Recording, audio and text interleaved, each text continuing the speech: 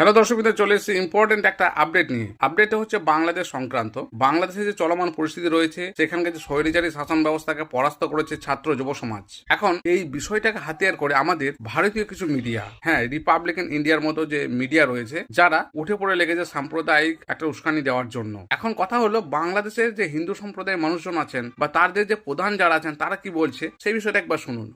আমি অ্যাডভোকেট গোবিন্দ প্রামাণিক, মহাসচিব, বাংলাদেশ জাতীয় হিন্দু মহাজোট। শেখ হাসিনার পদত্যাগের পরে সে হিন্দু সম্প্রদায় মনে করেছিল যে তাদের উপর বিশাল একটা হামলা, লুটপাট, অগ্নিসংযোগের ঘটনা ঘটবে। কাল বিকালেই বিএনপি এবং জামাতের নেতারা তাদের নেতৃবৃন্দকে হিন্দুদের বাড়িতে হামলা, লুটপাট, অগ্নিসংযোগ যাতে না হয় এবং প্রত্যেক মন্দিরে যাতে পাহারা দেয় সেই ব্যবস্থা করার নির্দেশ দেয়। এবং গতকাল থেকে আমরা দেখেছি সেই পাহারা দিয়েছে।